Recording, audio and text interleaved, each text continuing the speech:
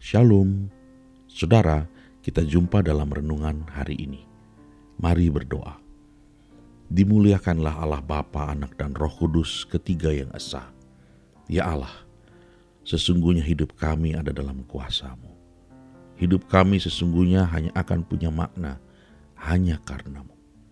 Di luar diri-Mu kami tidak dapat berbuat apa-apa. Karuniakan hikmat-Mu melalui firman-Mu ya Tuhan, yang dapat membentuk hidup kami menjadi bijaksana. Dalam nama Tuhan Yesus Kristus. Amin. Tema renungan kita pagi hari ini adalah makin dewasa, makin peka.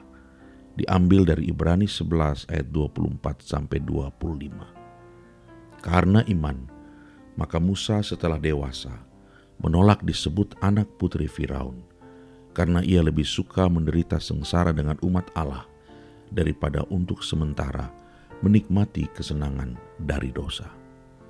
Saudaraku, kita semua tahu bahwa sejak belasan tahun Musa sudah ada dalam kuasa putri Firaun. Musa hidup dalam tradisi, budaya, pendidikan, dan keyakinan serta kebiasaan-kebiasaan Firaun. Hal itu terjadi demi dan atas nama kelangsungan hidup Musa sendiri. Saat itu, harapannya yang penting hidup dulu.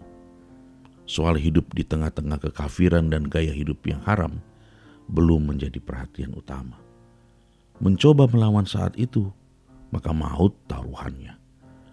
Namun satu hal yang penting adalah bahwa keluarga Musa sebelum ia diserahkan ke tangan putri Firaun sudah lebih dahulu membekali anak itu.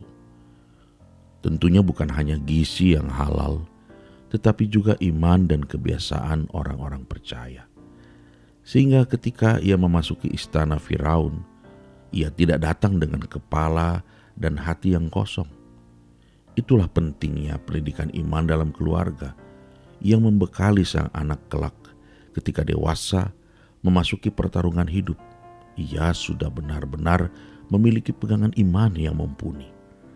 Akibatnya, sampai di satu titik, Musa setelah bertahan lamanya di istana Firaun menyadari ada yang salah. Karena makin kesini iman dan hati nuraninya makin bertanya-tanya dan memberontak.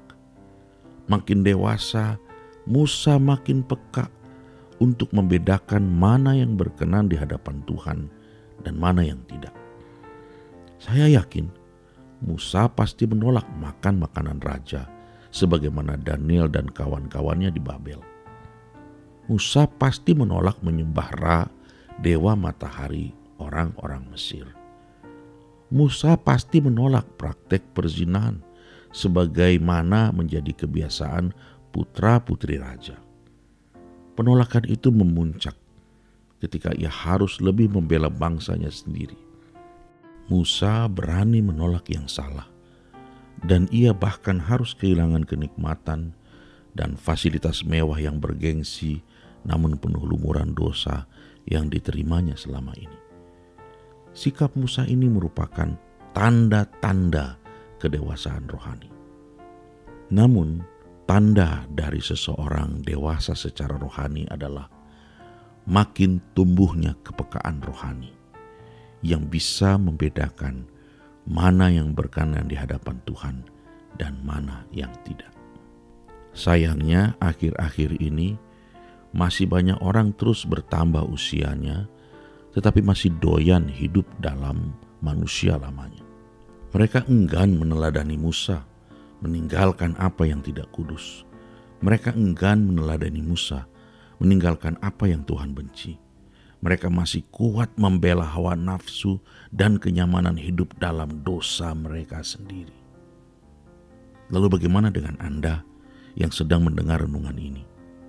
Kalau Musa sudah mengambil keputusan yang benar, bagaimana dengan Anda? Masihkah Anda memilih untuk terus bertahan dalam kehidupan iman yang stagnan, atau memilih meninggalkan semua yang salah dan memilih maju dalam iman? Kita berdoa. Ya Allah, menjadi dewasa adalah keinginan-Mu. Kami juga rindu itu menjadi kesadaran dan keinginan kami. Biarlah itu menjadi cermin hidup kami. Berkatilah kemauan hati ini. Dan biarlah damai sejahtera Allah menyertai hidup kami hari ini. Amin. Tuhan memberkati hari-hari saudara. Shalom.